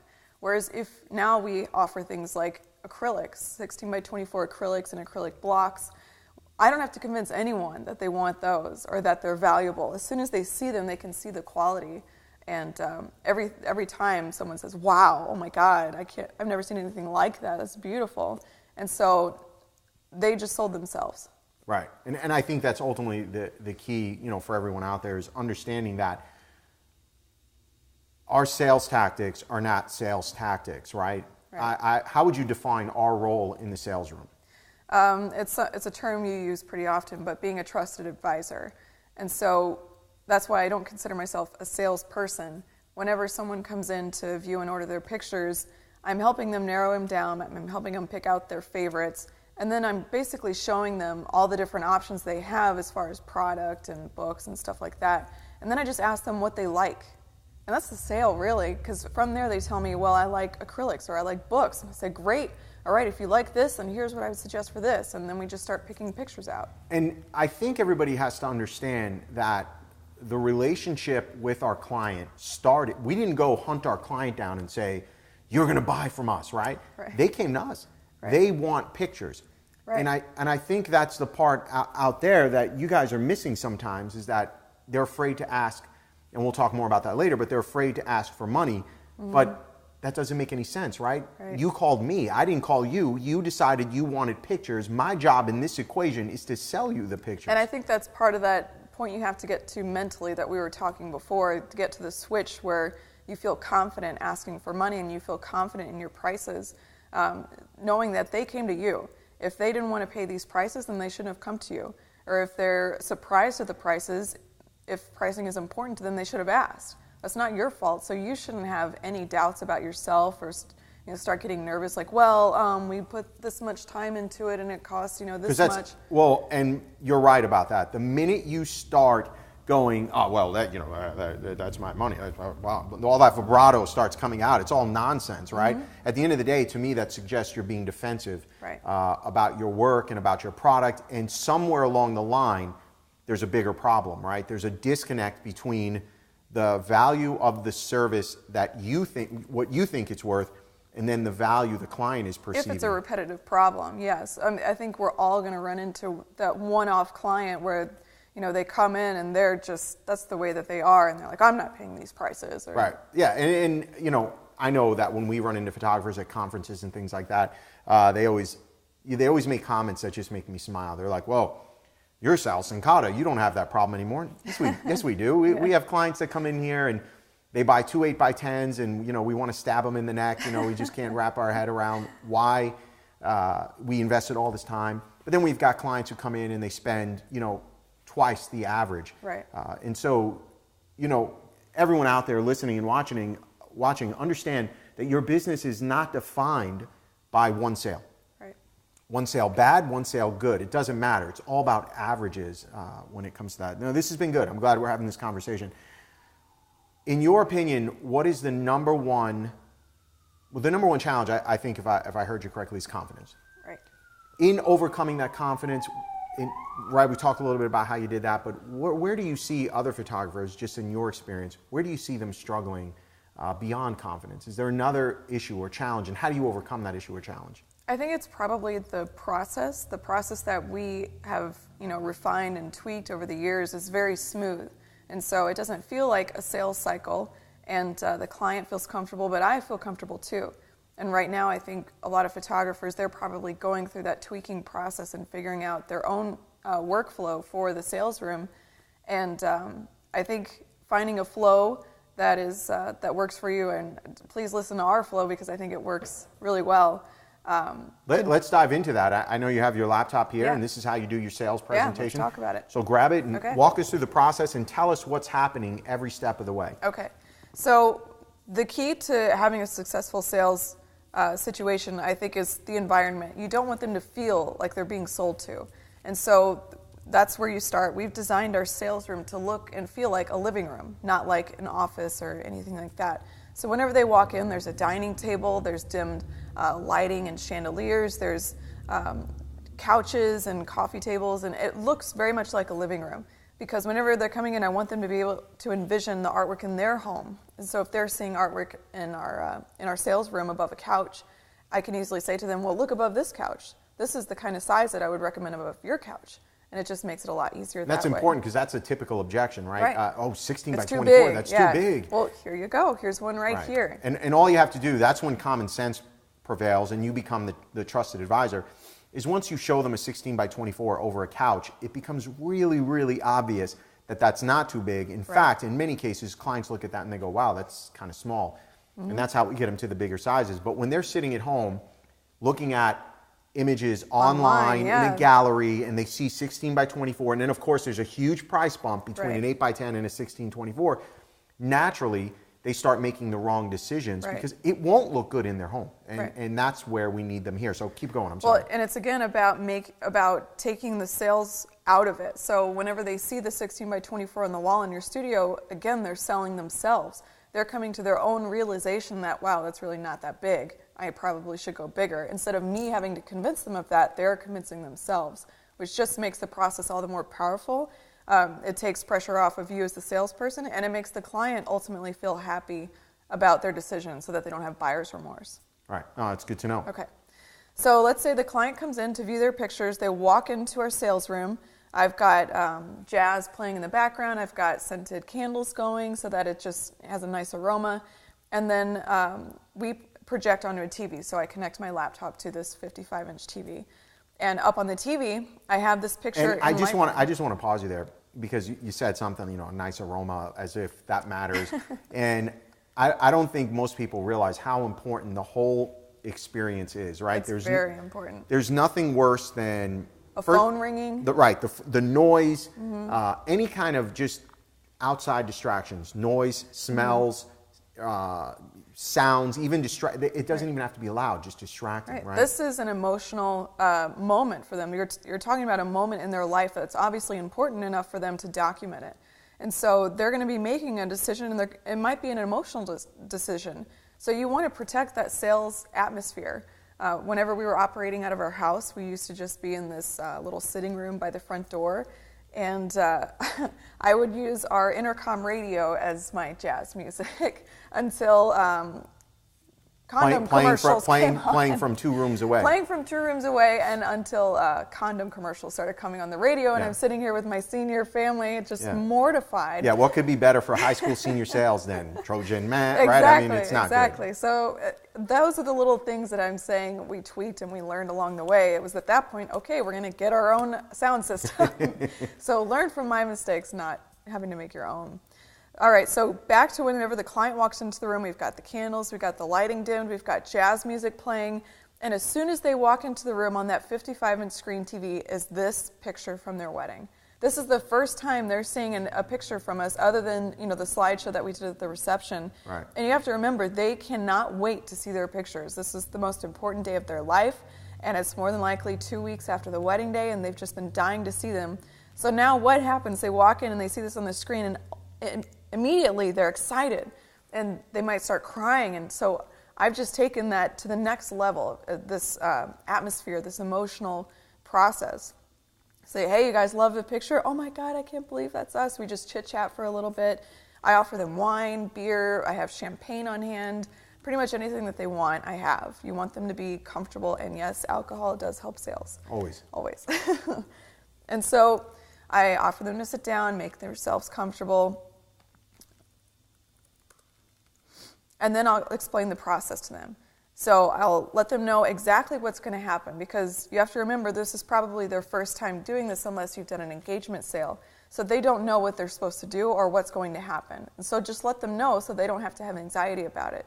All right, we're going to start off just by going through all your pictures. I'm just going to let everything scroll through from the wedding day. You've got about 850 pictures. And then once we watch that, I'll go through what you have in your current package as far as your album and all those different things, and then I'll show you all the upgrade and specials that we have going on too. And I want to pause you, just sidetrack, because I know everybody out there is probably freaking out. They're like, 850 pictures, like, are those edited or are those not edited? It's a whole other conversation. Yeah, it's a whole other conversation about workflow, right? So here, in a nutshell, typical wedding, we'll photograph 3,000 to 4,000 images. They'll be culled down to their top 1,500, and then when the client comes in to actually see them, we're showing them the best of the best. And that's typically in the 600 to 800 range. And that's what Taylor's referring to. Correct me if I'm wrong, they only see edited images. That's correct. And that's important because clients don't have vision. They don't know what an image is going to look like. It's very important that we show them. And I explain this to them. I'm giving you kind of the brief version of what I say. But I let them know that these are all completely edited. There are more than this that are unedited, and you'll get those on your negatives because those are all the unedited and that's the pictures. 1,500. That's the 1,500. So what you're going to see are 850 edited pictures. These are what we feel are the best of the best. We suggest you start from this group to pick pictures for your book and for your home. But if you do ever pick a picture that we didn't edit for your book or your house, we will edit it for you. So don't let that stop you once you get your negatives. As soon as you walk out of here, you'll get an email from me with a link to have all these pictures online. It'll have a password, and you can send that to family. So if they want to look through all their pictures, they can do that, and they can order right through the site too. What's the thought process about not posting online before they come in to see them? Because you lose that entire emotional moment. So now you're leaving the sales process and this, getting them into this mood to whatever's going on at home. The dog barking, kids screaming, maybe her now husband can't be there, they're running late, or they had a fight, or whatever it is. You're exposing yourself to the elements, and now they're not going to just escape into this moment. And I agree. This is the most important day of their lives up until this point, right? And so here it is, the most important days of their life. They hired you to come in and document it.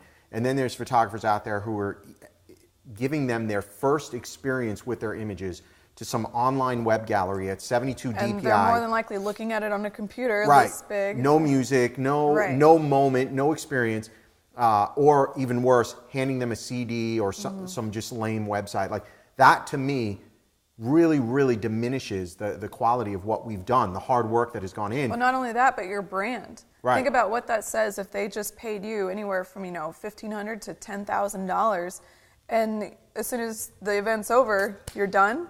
Right. We're offering an extra service. We don't have to do this. We could figure out a sales process to work over the web. It just blows my mind because there's so many, us specifically, and a lot of other studios obviously, have worked so hard getting the actual booking, right, coaching the client the entire process, photographing the wedding day. Now you're on the 5-yard line, right? Ready to take the ball into the end zone, and you deliver it on a web gallery or a CD, right, and that's their first experience of all this hard work. I mean, and this is their last memory with you. That's this right. might be the last time that you guys have any time to sit down together. So whenever they talk about their wedding photographer to their friends and the experience, right, what's going to be the last thing that they remember? Think. Use your freaking head. That doesn't make sense. That's not a good business process. Be committed to one thing. Be committed to not doing things that don't make sense. You would not want that experience if the roles are reversed. If you were your client, I cannot imagine that you would just want something dumped on you, a bunch of names on a CD, thumb drive. I don't care how good looking the thumb drive is. By the way, we deliver final images to clients on a thumb drive. I'm not saying never give them a digital image. I'm not saying never post them online. We're just saying that should not be how they see the images for the first time. Right. So I'm sorry, I got up on, I was on my soapbox. I'm used to it. Yeah. Continue. Okay, so once I explain the process to them, then I'll go into Lightroom, go into slideshow mode, and I've got my presets saved so that it's, already I just click a button and it's set up for the right kind of slideshow. But basically, I put it at a 2.4 playback with a 0.9 or 0.8 transition. That's just the pace that I like. You're speaking mumbo jumbo. Nobody understands what you're talking about. Okay. What 2.4 seconds? 2.4 seconds with the image on the screen, and then a 0.9 second transition. Going through 850-ish pictures, it ends up being anywhere like 30, maybe 45 minutes. Perfect. I just like this pace. And then I'll just hit play. And I still have the jazz music going on in the background, and I tell them, okay, guys, relax and enjoy. Let me know if I can get you anything. They're drinking champagne, We're wine. talking, making small talk. When They're a picture reliving the comes day. up, exactly, we're reliving the day together. Oh, remember when that happened? Oh my God, I can't believe that. So it's just more connecting with your client. You're sharing in this moment together. So then let's say we go through the slideshow, look at all their pictures. Now I would walk them through our product and our packages. And I've sent them our specials and our packages at least 2 weeks ahead of time. So this is not the first time that they've seen them, which is important because you don't want them to have sticker shock or not be prepared for what you have to offer. And because, once again, we learned from our own mistakes. We used to show people the night of the pricing for the first time. And until we had a mom walk out crying, that was when we changed our process. Right, So it was a nightmare. it was a nightmare. So now they see it 2 weeks ahead of time. We let them know that they're coming in to make decisions, that these expire the night they come in. So talk to your family, think about what you want for your house.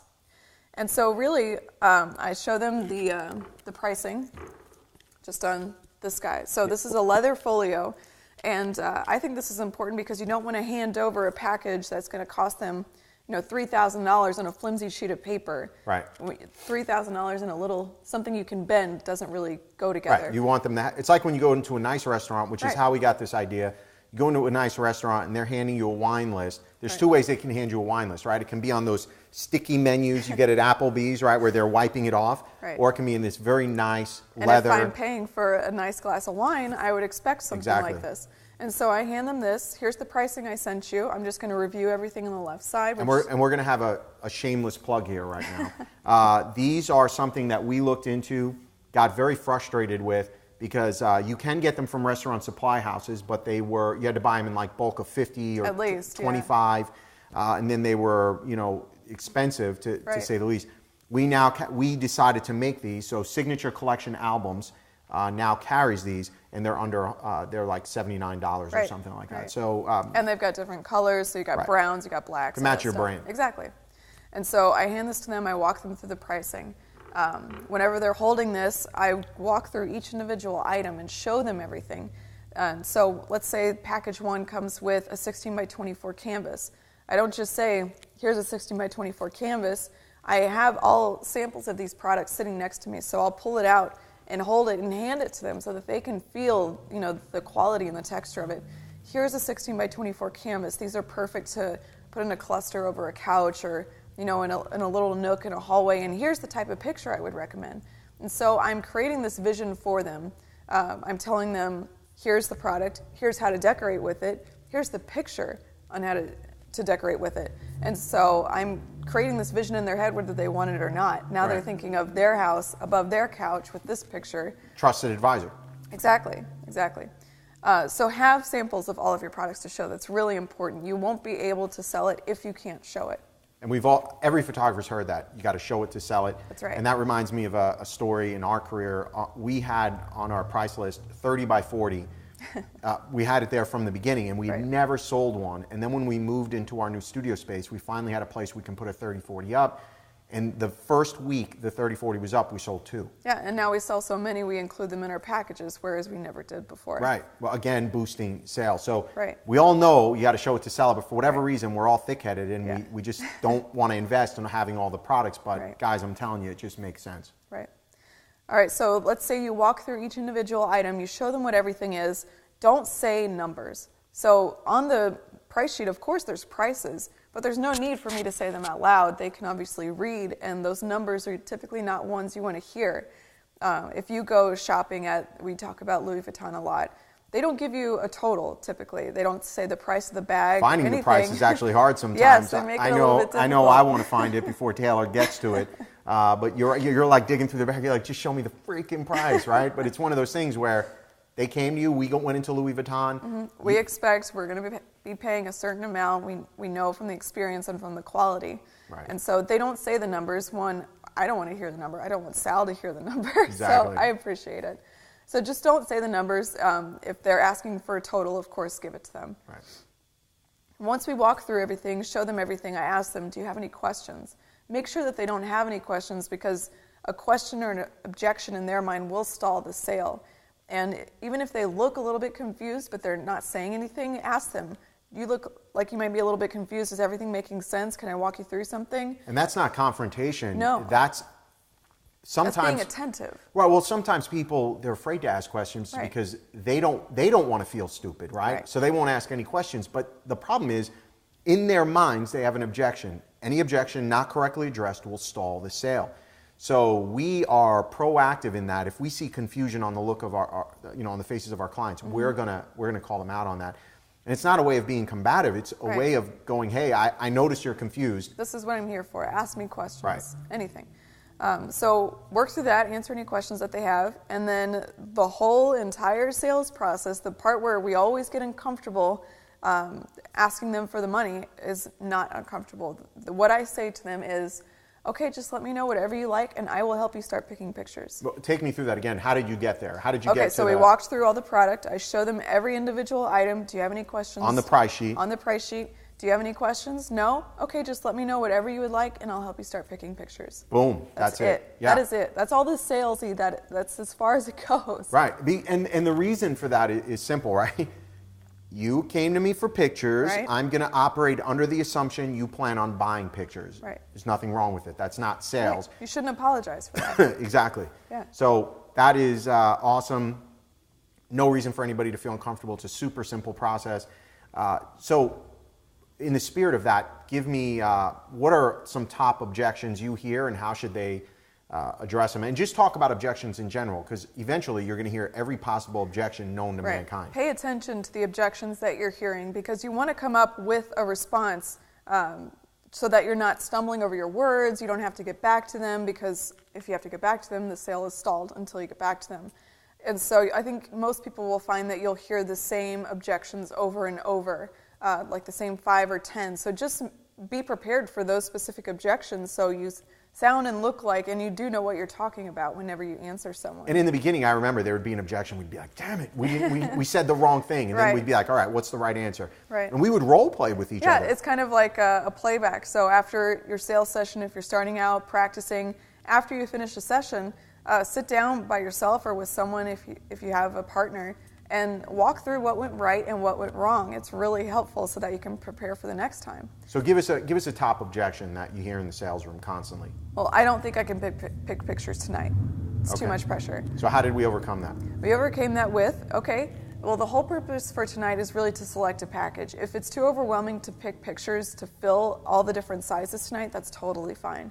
Because with the packages, your pictures get posted online, what you can do is select your package, that way you know what sizes you're getting, and you can take advantage of the discounts and the specials we have going. Then you can pick the pictures from the gallery in your home, and just email me whatever you want for your different sizes. That's awesome, right? And that is something that has taken us years to just fine tune. And people appreciate that because some people, they can make the decisions that night. I love for them to make them that night because I think it's much easier if they let me help them. But some people just can't do it. And so you're not being difficult, you're catering to people, really just accommodating them. What's another objection? I don't think I can pay this much. I can't afford it. So I totally understand. I can't afford it. I just had to get new braces. I can't afford it. Right. We need new brakes for the car. I can't afford it. X, They'll Y, always Z. say something. Right. No problem. We totally understand. What we do offer for people that do need payments broken up is we can break it up into 2 payments, and we just deliver everything on the final payment. And clients are usually appreciative of that. Absolutely. They're like, oh, okay, well, that changes everything. And guys, I want you to understand something there in that we're operating under the assumption that they're not trying to get out of buying pictures. They're being genuine in their response to us, right? Because, again, the assumption is you came to me for pictures. Now I'm going to sell you pictures. Mm-hmm. That's the part you have to get through your mind, because it's easy to think that people are just trying to get out of buying pictures. And then when you offer them all these variables, they're still going to say no. Well, that's not true. They're not going to say no because they did come to you for pictures. That's the key to understand. We're getting close to the end. We got to wrap. I know we're going to have you here again. We're going to spend like 4 episodes just on selling. And unfortunately or fortunately for you, you're married to me, so you're stuck coming back all the time. Yeah.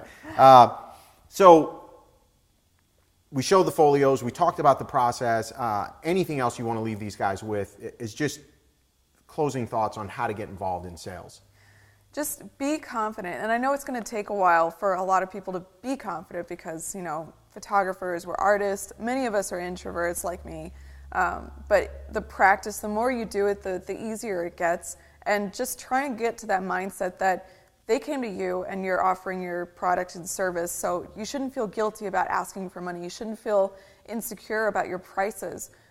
Be confident in it. They came to you, they want something, and you're providing it. So just keep that in mind. Keep that in mind that they're helping people pick out what they want for their house. It's not salesy. And today, it's a business. It's a business. It's okay to make money. It's okay. We don't need to apologize. And ultimately, your clients will thank you for putting together a process similar to this, because a lot of photographers, I know, they think, well, it's just inconvenient for my clients to come in and go through this whole process. They want to do it from their homes. I said, you don't know that. We thought the same thing whenever we would do our online sales, but that's really not true. Our clients value this service and us taking the time to sit down with them. It's harder to sit down with them. Yeah. It's easier to just throw them online. They thank us. They say, oh my God, this has been so much fun. Thank you for the wine and the champagne and this whole process. I agree with you. We got to go. Okay. I got to wrap it. No, we're gonna have an entire episode versus in-home versus online. So that's gonna happen, guys. All right, there you go. Thank you for tuning in today. Hopefully, we've given you some insight into just how to take your sales to the next level. And you saw from Taylor, it's really not as difficult as you're making it, right? It's just about building that confidence. So what I need you to do now is get social for me. I need you to get out there, tweet it, Facebook, hashtag Shutter Network. Tell us your aha moment today when it comes to sales. And we've got some great prizes from Sticky, from Shutter Network out there for someone, and we're gonna pick the winner next week.